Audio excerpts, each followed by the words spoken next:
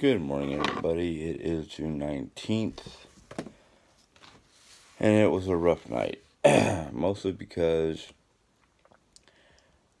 my sleep was slightly disrupted by my sinuses and other seasonal things going on. So, if I sound a little nasally or a little hoarse, probably because I had problems. I'm hoping this tea will help soothe my throat and whatnot.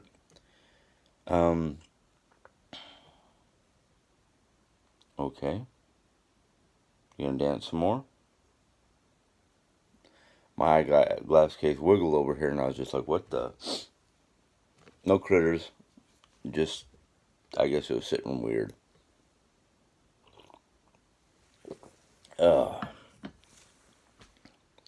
If you haven't noticed, I'm not wearing my usual shirts. I'm actually wearing, let's see if I can sit back a little bit, maybe move my phone. I'm actually wearing one of my Renaissance shirts. Let's see if I can just pick this up. It is one of many. I don't know why. I woke up this morning and the first thing I did was grab this out of the closet. Again, one of those weird spur of the moment things I've been having. I don't know if I want to call it issues, but just happenings.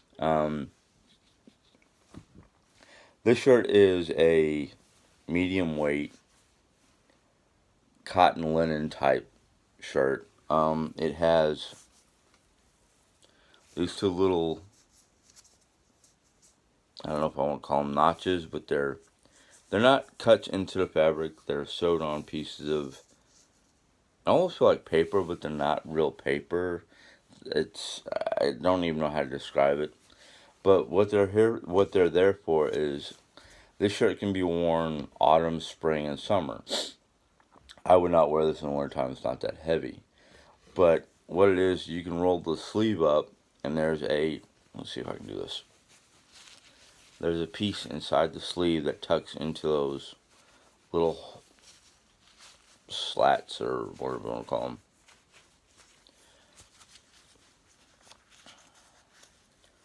Now, I've been asked throughout my life, what kind of fashions do I wear? I said it before, I'm not really fashionable. I wear what's comfortable or what I like. So there's this piece inside the shirt, and basically you pull it through the notches. Sorry, I don't have a good camera setup right now. I have to figure out something new with my case sleeve. And then you just loop it over, and then loop it under one. And that might hang down, but then you've got a rolled up sleeve.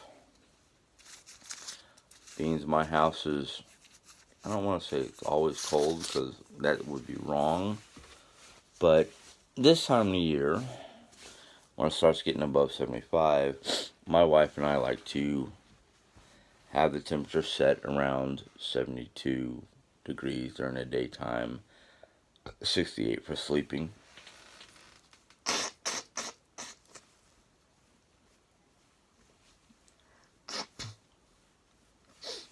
Sorry. But I just grabbed the shirt out of the closet this morning to put it on. I don't have any Renaissance pants on because we're going to be doing a lot of work around the house again. And we got some stuff done last night. We got some stuff changed around and fixed up in the bathroom. We're going to try to do J.Ann's craft room for basically making it usable for somebody to sleep on. Even though I don't know who's going to want to sleep on it. It's not exactly the most comfortable thing. Excuse me, my ears started bugging me. So it's one of those, we'll see what happens. Anyhow, last night I did a cooking video, which is out. Excuse me. So that's up and running. I made a boo-boo. Not to the food, but to the instructions. Thankfully, one of you guys, ladies, I don't want to be gender mixed up. Um, Luckily, one of the viewers, there we go, one of the viewers noticed my faux pas. Because at one point in time, I called the mixture that I roll the chicken in before the breadcrumbs egg. It's not egg. It's basically a half a cup or half a stick of melted butter. There's no egg in that batter. So don't use egg, use melted butter. Um, the other thing I mixed up was I set the stove for 350, but accidentally said 360. So it's supposed to be 350. What I'm probably going to do is I'm going to edit that video, and the only thing I'm going to edit in that video is in the description box, put the actual instructions in there. Sorry.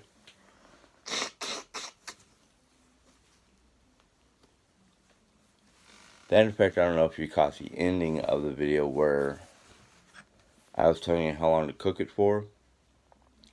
For the tenders that I made it for the tenders that I cooked last night, 30 minutes is more than enough time. For actual whole breasts, or actual cutlets, not whole breasts, but cutlets,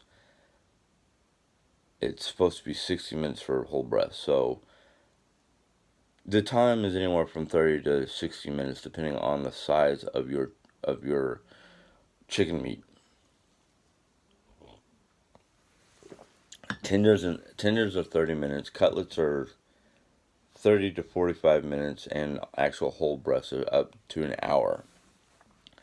I would advise using chicken cutlets because then you don't have to wait a full hour to eat, especially if you have meal rushes. Um, yep. I'm going to read you some Bible stuff now. This one is from Romans 8:28. They took it from the NIV. It is, and we know that all things God works. Wait a minute. And we know that in all things God works for the good of those who love him, who have been called according to his purpose.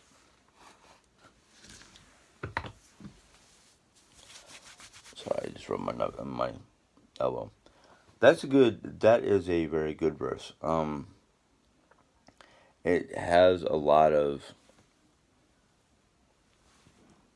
positive energy coming off of it. I mean, yeah, in all things that God does, it's for a better or more positive lifestyle. I know with our given situations and whatnot, um, the more positive we can be, the better off things are going to be.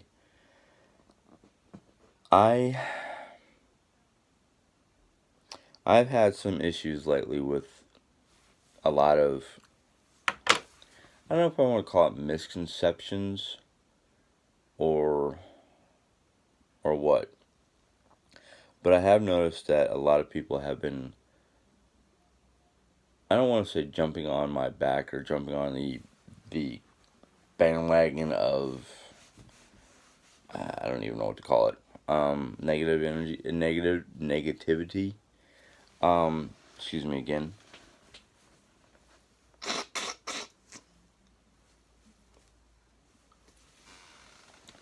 I try not to repeat myself. Unfortunately, I do. I know that much. It's just a weird habit that I can't seem to break. But one of the things I was doing in between working on projects around the house or doing while Jerry Ann was doing something I couldn't help her with. And I came across, and I decided I was going to do this. I decided to do this like a while back ago. Just I haven't really gotten myself to do it. But yesterday I started to do some of my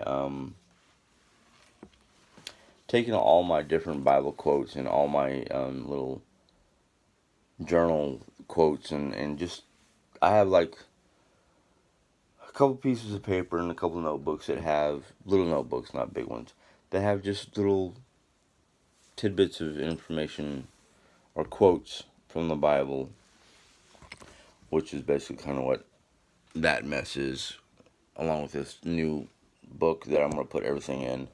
So I don't have 5 different little mini journals. But I had gotten a couple comments, and I'm not even going to repeat the comments. But I had gotten a couple comments, and one of them kind of, I wouldn't say galled me, but one of them kind of made me want to do this. And I really don't like trying to force a subject or force an issue. Excuse me again. I know this is probably me blowing my nose off their side. Is probably disheartening, discouraging. I can't think of the words. But I have to read this one because when I normally, when it comes to these little mini journals like I have, I just write down the subject matter and the verse. But this is one of the, I think it's one of my 4Gs. Oops, wrong book. Told you I got a bunch of little ones hanging out. Yeah, one of my 4Gs. And my 4Gs are basically, I can't remember what book I got this out of, because I know I got this out of a book. But it's glorify God. That's the first one. Second one is get the log out of your eye.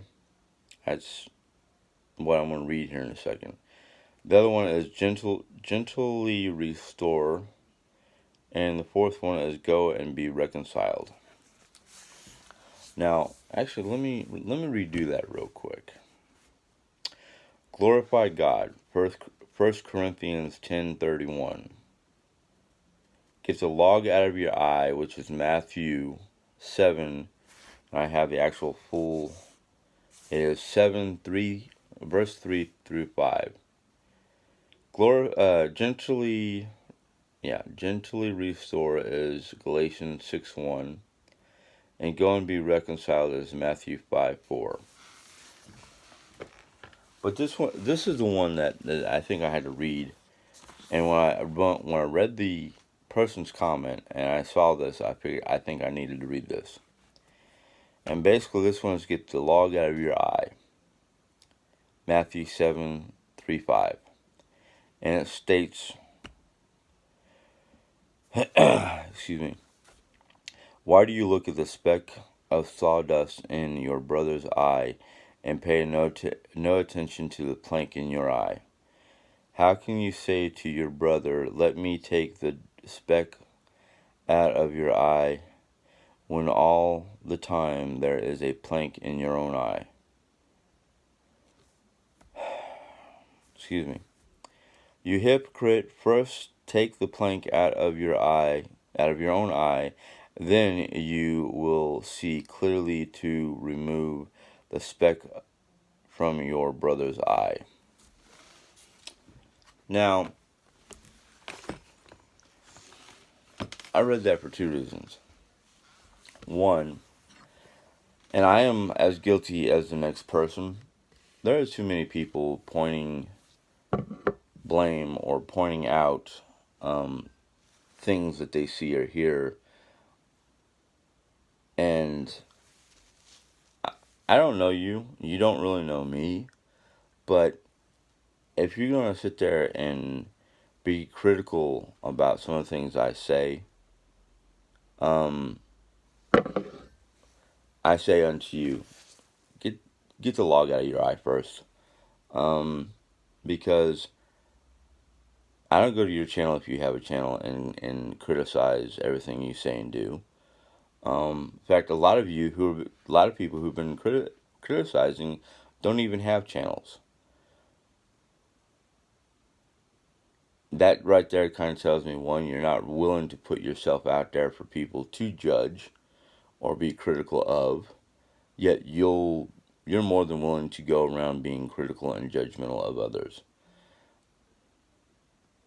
If I do sound judgmental on certain things, and I know one of them has been Trump, it's because factor I know enough about Trump, or I have read enough about Trump, or heard enough about Trump, and did my own research on Trump to basically say what I say.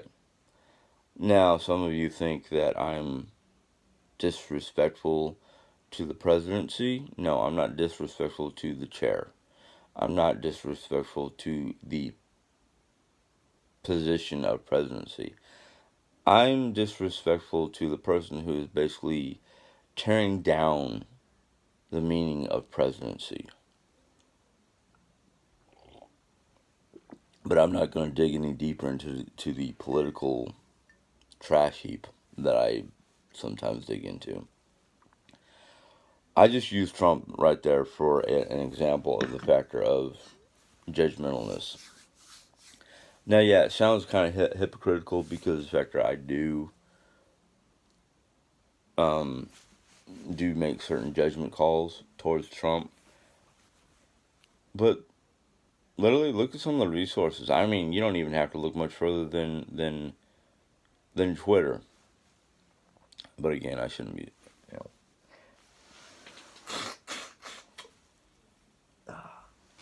I almost blew my nose in camera. But for you, oh, what time is that? Okay. For the person who basically took a snippet, and I'm not going to name names because there's several of them, who took a snippet of information from one of my videos and used it to ask me, or not even really ask me, more like demand, how can I call myself a Christian? How can I read the Bible if I'm going to go out and buy a bunch of meat so I can handle the 4 or 5 days that I'm going to have 5 women in my house? That was kind of a combination of a joke, and meat is my favorite drink. And it's not to cope with the fact that I'm going to have 5 women in my house. It's what I plan on drinking if I don't make my liquor concoction, just to basically be part of the party. I'm not going to go out and buy a case of it. I'm going to buy maybe a bottle or 2, maybe 3, depending on how I feel or how much I think I'm going to be drinking, because I don't know how much drinking is going to be going on in the house. I know that I have 1, possibly 2 of our guests that don't drink. One is my sister-in-law, and the other one is one of my wife's friends. So for you to take that little snippet out of a whole video to use to make some sort of judgmental call, yeah, take the log out of your eye, please. And I know there's going to be 1 or 2 of you who are going to use things from this video to make judgmental calls. Let's just not worry about being judgmental. Take the video for face value. Take the video for it is, and it's a combination of just a simple vlog, what's happening in my life, and I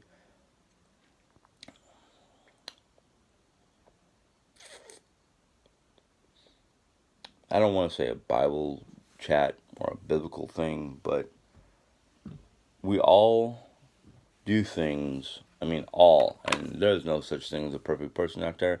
So if you're thinking when you're watching this, well, I don't do that, I don't do this, that's fine.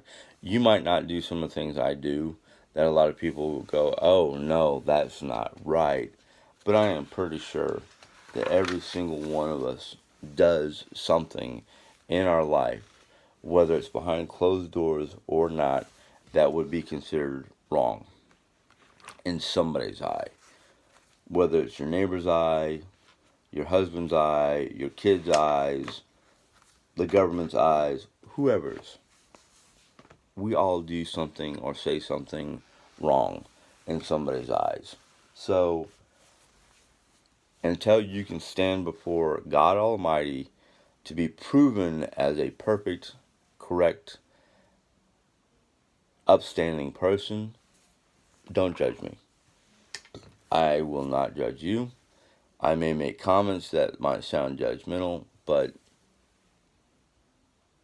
don't tell you can't tell me you haven't made a comment that did not come off judgmental in one way or another. You know, I'm not going to sit here and claim to be perfect because I am so far left of being perfect. Um, I I have days where I don't like anybody. It doesn't matter what your skin tone is. I have days where I love everybody. I have days where I just, I don't give two farts about anything because that's just my mood, and everything we say and everything we do, short of a heinous crime, is permittable. I mean, unless you're planning on going out and killing somebody or destroying somebody's property or any of those kind of heinous crimes, you know, that's our God-given right. Now, if I were to basically say, you know what, I'm miffed at the fact that my town has a mosque in it, and I'm gonna go down, I'm gonna go and destroy it. No, that's wrong. No, and no, I'm not gonna do that. No, I'm not miffed about it because the fact that it is what it is, and I live with it. Now, if I were to go actually do it, now it's a different story. That's totally wrong. All right, I have no ill will towards any group of people or religion or anything like that because, one, growing up in the military, I've dealt as a kid. I grew up with just about every skin tone and not nationality, skin tone and religious group that the military allowed, basically.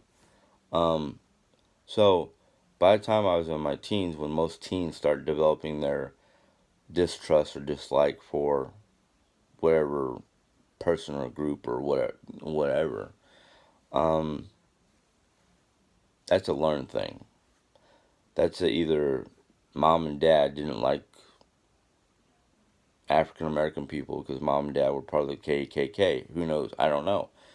Maybe, you know, somebody got mad and decided to hate all Chinese people because they had a bad egg roll. I don't know. We don't know what cause. We do not fully know what causes a hatred or distrust. I mean, I grew up all my life trusting the American government. Here I am in my 40s, and we're in the middle of a situation where I'm sitting there going, you know what? Maybe Uncle Tom down the road was correct, and you can't trust the government as far as you can toss them because they're just a bunch of lying, money grubbing, backstabbing bastards. I don't know. I just don't like our current situation, and I don't mean just our current president or our current political parties or anything like that. I'm not exactly happy with them, but it's the way the government is dealing with the current situation that upsets me. That makes me displeased with my country and my government. Um, that's my personal taste. That's my personal issue. That does not mean that I disrespect the office or offices. I don't disrespect the current position they're in because, I mean, there are a lot of good politicians out there that are trying to do their best to make things right for our country. And they have the books stacked against them because there's all these other politicians that all they care about is the money that they can rake in from various parties or groups that are handing them bags full of cash to prevent a good policy from coming through or prevent a healthcare system that works for everybody no matter what your income level is. That kind of thing. There's these you've got the OPEC group that doesn't really want natural energy to thrive because that means the sale of oil and gasoline will go down because we're using more and more solar power or hydro plants or wind farms, things like that. There's the various medical groups and pharmaceutical groups that don't want the National Affordable Health Care Act to go through because that means they'll be losing money through insurance or through, well, mostly insurance because the pharmaceutical companies won't really lose out that much because everybody still needs medication. It's one thing or another that does not benefit all of us that I don't like. Now, a lot of you might sit there and go, well, this benefits us and that benefits us. And you know, that's fine and dandy. But when you look at the long run, does it really benefit all of us or is it just benefiting the one percenters? In Europe, and I keep on going back to Europe, in Europe, the so-called one percenters, the higher income or governmental people, they don't benefit from anything. I mean, look at, okay, for example, and I heard this story multiple times. In France, if the people want something changed, they picket. They do these non-violent, most of the time, non-violent, organized groups of people who have their signs and stand in front of the important buildings and around important places like the Louvre and the Eiffel Tower until the government goes, okay, we need to make change. We need to make change to make the people happy because if the people aren't happy, our country is losing out. They're disrupting tourism, they're disrupting just everyday life. So they change it. Something similar happened once, and no, I take that back because that was not to change. The people are just upset because their favorite soccer team lost the big riots in Manchester. But here we are in our own nation trying to make change, and those who really want to make positive change are doing nonviolent picketing and protesting. They're not looting, they're not rioting, they're protesting. That's the word I keep on wanting to find. And they're doing it in quiet, civilized manners where there's no violence. There's no, at least they're not starting it. Now there's been one or two reports that police, for one reason or not another, decided to pepper bomb a protesting crowd that weren't being violent. And the reason why it happened, from what I heard, and maybe somebody can correct me, is because a police officer was either pushed or saw a misconstrued item that they thought was a weapon. Now the thing is, I have been hearing more and more positive stories about these protesters who, in fact, there was one, I can't remember where it was. And it wasn't the one it wasn't the one where everybody got together, even the police officers, and kneeled down and prayed. But there was a friendly protest, nonviolent protest, in front of some monument of some sort. And no, they weren't going to tear down the monument. It was just a monument of Was it a monument of George Washington or was it a monument of Abraham Lincoln? I can't remember. But it was one of those monuments that a lot of people go to visit. And they had a whole bunch of people come with like tons of like bottled water and whatnot. And what happened was, and this is it was kind of interesting, is it was a hot day, so it had to be. Well, it could have been anywhere here in the Midwest or in the Northeast. But it was a particularly hot day, and one of the protesters who had a case of water just started walking around handing bottles, not throwing, handing bottles of water to the police officers that were called to protect the monument from damage or vandalism or anything like that. And it was another one of those inspiring type ordeals because the fact that these people were sitting out in the hot sun in very little tree cover because the monument had only a selected number of trees. The thing is even though we're doing friendly protests, politicians aren't caring. Politicians aren't trying to make changes for the better. Granted, there has been a lot of different stories. How true they are, I don't know, of cities literally shutting down police departments. Now, I don't know if they're shutting down the whole citywide grid or if they're just shutting down select areas because of improper demonstrations, looters and rioters. There we go, looters and rioters. There were talks about California, LA, basically not going to have police no more. They were talking about another city, I can't remember what the name of the city. We're going to shut down the whole police force. That there were going to be no police officers whatsoever. And I'm sitting there going, that's not a good thing.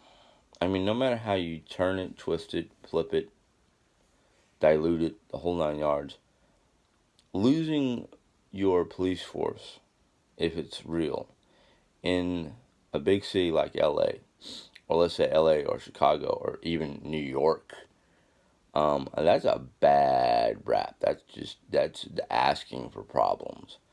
Now, somebody was telling me something that I haven't researched or not, but it was somewhere in Detroit, I think it was Detroit, Michigan, or someplace in Michigan, where they had I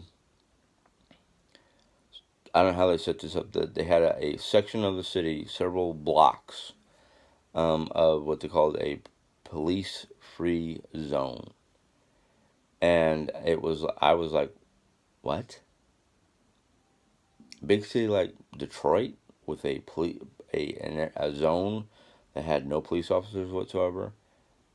I can only imagine how that's going to turn out if it's true. But getting back to the whole log in your eye thing, I know plenty of people who have never been to Europe, have never been to, let's say, Germany. I'm going to pick Germany because that's where I was. And they just hear the name Germany, and instantaneously, there goes that log. Because they're talking about, oh, Germany's a bad place, Nazis came from there, blah, blah, blah. And I'm like, no. Nazis originated with Hitler, who was from Austria. So if you're going to blame a nation for Nazism, you blame Austria and Hitler. But you don't even blame Austria because Austria didn't want Hitler there either. And that's why Hitler went to Germany, because Germany was at the time was considered a soft country because World War II just ended. They were all recouping from it. Or not World War II. World War One just ended and they were recouping and they were looking for new dynamic, new leadership. And well, here comes Hitler with this grand scheme of making things better for Germany. And then when the Germans realized, no, this guy is just a dictator, He's kidnapping our young men to force them into military service and do his bidding, while the old people and the farmers and whatnot were basically getting robbed every night of their produce and whatever they grew. And it was a bad rap for Germany. Yet if you've ever been to Germany like I have, you would notice that the German people are very friendly, very kind. Their country is very clean. Their law enforcement is not strict like here in America. But for instance, just as a for instance, you can go to Germany, you can drive down the Autobahn. You will never see a highway patrolman try to chase you. What you will see is a lot of signposts and whatnot with cameras. So if you're going too fast for the Autobahn, and the Autobahn does not have a listed speed limit, you get your picture taken and you get a bill in the mail. They're not going to chase after you. They're just going to be like, we have your license plate and your face on camera. The license plate tells us where the bill is, and if there's a dispute over the bill, we can pull up the camera image and basically facial ID. Smart? Yes, very smart. Efficient? Yes, very efficient. They don't have to put in a lot of money to their police force. And like most European countries, they don't have armed patrolmen. They have armed emergency response patrolmen. Like, let's say, patrolman comes, you're a bank robber. They're going to call special police force. Special police force will come in riot gear and guns. At least that's how it was back in the 80s. How it is now, I don't know. But I am pretty sure because Germans are very proud people, and they like to keep their streets clean and their businesses clean. And nobody causes any problems unless it's just a group of hooligans who are just testing the boundaries.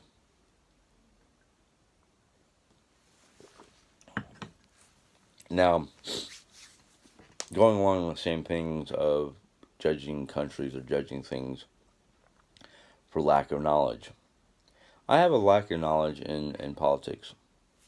Yes, I say a lot of things that might sound judgmental, and it's not really that I'm trying to judge them or criticize them.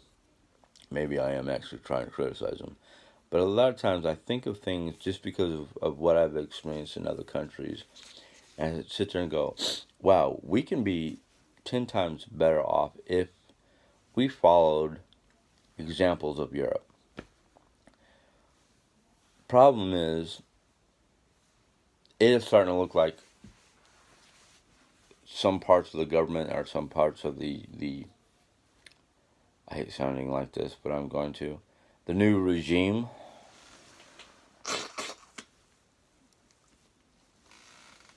is starting to sound more and more like 1980s Iron Curtain Russia, where the person in charge basically demanded the people to do things his way. Yeah. That's not what I mean by following our European cousins' examples. There's so many positive things about Europe and how the European people do things. Even in, like, I've never been to the UK, but I've heard a lot. I read a lot.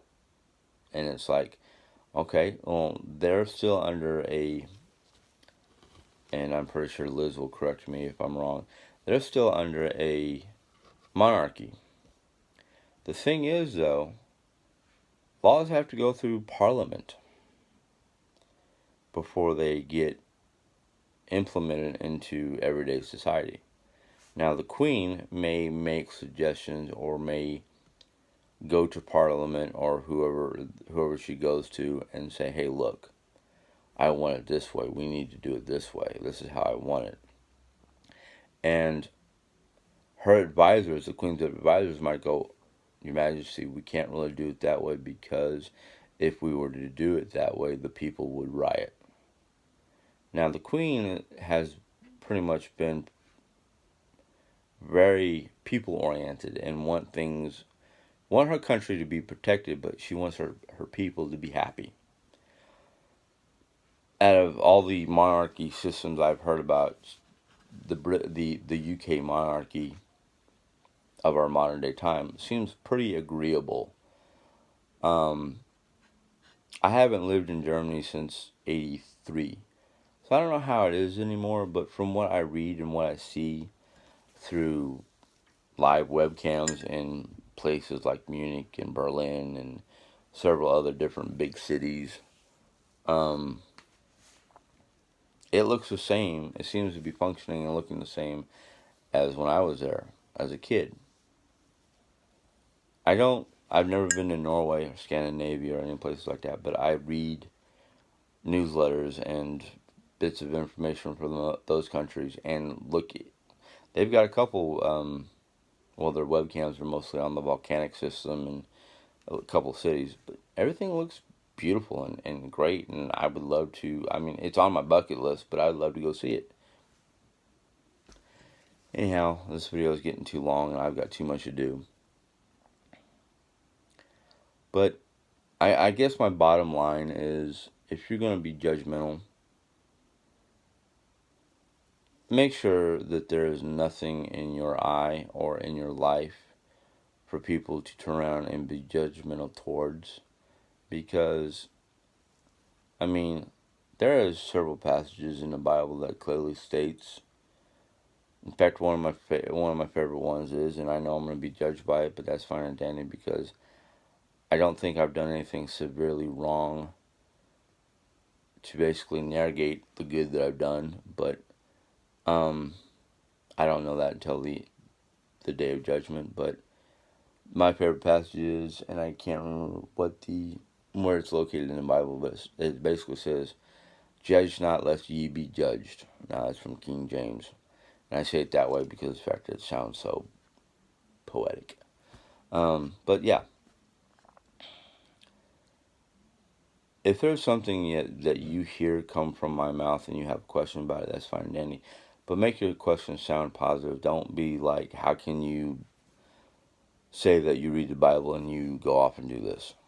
Or you say you're going to do this. Well, that's fine and dandy. Yeah, I might get myself some mead, but ask why I'm going to go get it. What's my plans? Don't be like, how can you go out and say you're going to get mead because you can't deal with these people when, you read the Bible. There's a lot of different reasons why. And I'm not one of these people who take a bottle of mead and make it last a day or two. I have a bottle of mead that's been in my refrigerator that I've been drinking a little bit out of maybe once every other day or so. And it's been sitting in my refrigerator for a week, maybe two. It was sitting in my closet for almost a month. So, if that gives you any idea of my alcohol consumption, well, there you go.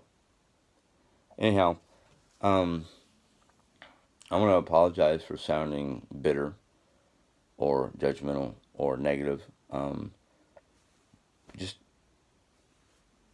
I had a bad night. I'm going to chalk it up to a combination of a bad night and a couple comments that just rubbed me the wrong way.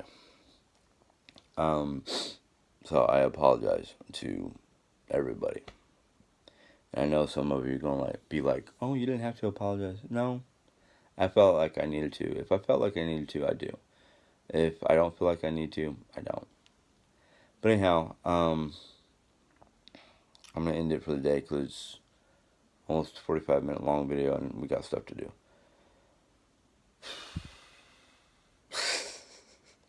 If you enjoyed this video, give it a thumbs up. I'm sorry for being all over the place. That's my brain this morning. Any questions or positive comments, positive questions, constructive questions, comments, go ahead and put them down in there. I know sometimes I say to go ahead and just put whatever down there, and a lot of you have put the question in a means that is not only primarily positive, but you you ask the questions. I'm sorry. I'm fading. If you're not a subscriber and you want to subscribe, you can hit the little subscribe button and a bell will pop up, so you can tap on that and YouTube will let you know when I put in a new video. And until next time, have a good day. God bless. Have fun. Bye.